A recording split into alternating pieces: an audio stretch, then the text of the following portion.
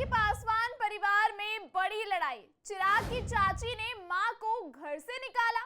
चिराग पासवान की मां ने दर्ज कराई एफआईआर। पशुपति पारस की पत्नी ने घर में लगाया ताला। सिर्फ संपत्ति विवाद या सियासी साजिश?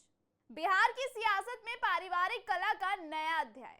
रामविलास पासवान की विरासत को लेकर उनके अपने ही परिवार में जंग छिड़ चुकी है।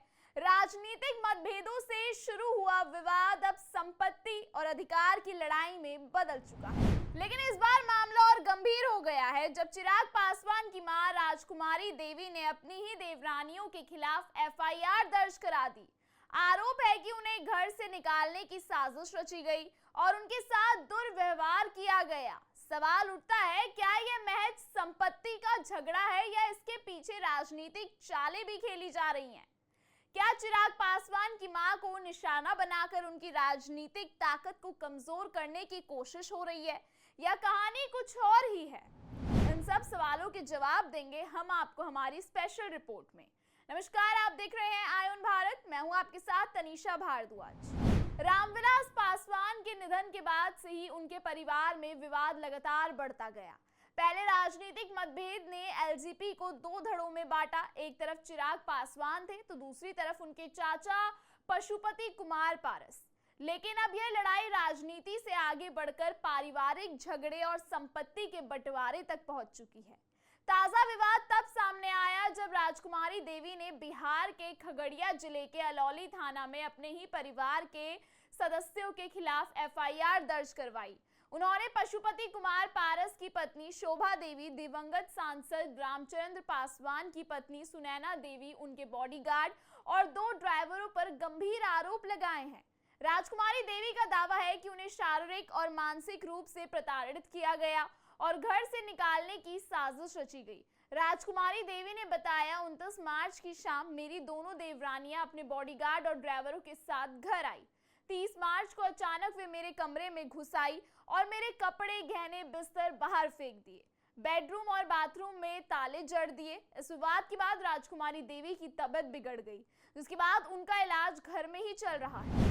एफआईआर में क्या क्या आरोप लगाए गए? घर से जबरन निकालने की कोशिश, दुर्व्यवहार किया और धमकियां दी गई, राजनीतिक साजिश का एंगल। राजकुमारी देवी का कहना है कि उन्हें उनके ही घर से बेदखल करने की कोशिश की गई। एफआईआर के मुताबिक उनके साथ दुर्व्यवहार किया गया और उन्हें डराने धमकाने की कोशिश हुई। क्या यह सिर्फ पारिवारिक झगड़ा है या इसके पीछे कोई बड़ी साजिश है? क्या चिराग पासवान को कमजोर करने के लिए उनकी मां को निशाना बनाया जा रहा है? इस पारिवारिक झगड़े का असर चिराग पासवान के राजनीतिक करियर पर भी पड़ सकता है। हाल ही में उन्होंने एनडीए में वापसी की है और मोदी सरकार में मंत्री बने हैं, लेकिन इस विवाद ने उनकी छवि को नुकसान पहुंचाने का काम किया है। क्या यह उनके राजनीतिक विरोधियों की साजिश है या फिर यह सिर्फ परिवार के अंदर की कलह है?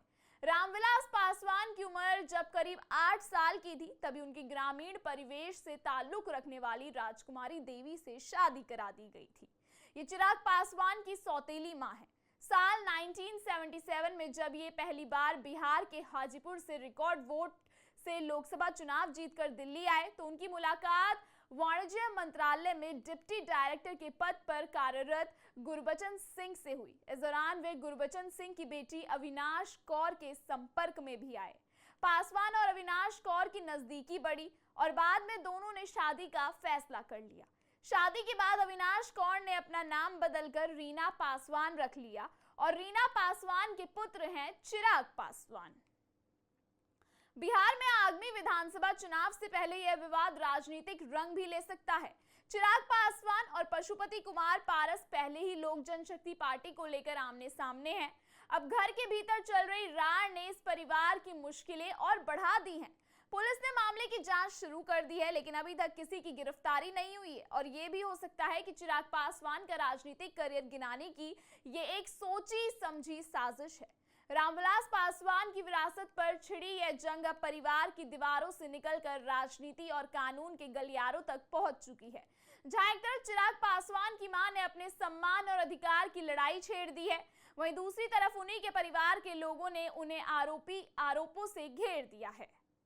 सवाल यह है, क्या ये विवाद सिर्फ पारिवारिक है या इसके पीछे कोई गहरी साजिश छिपी है?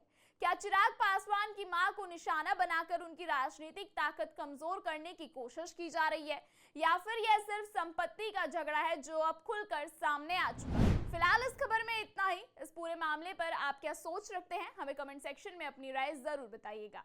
आयन भारत को सब्सक्राइब करना ना भूलें।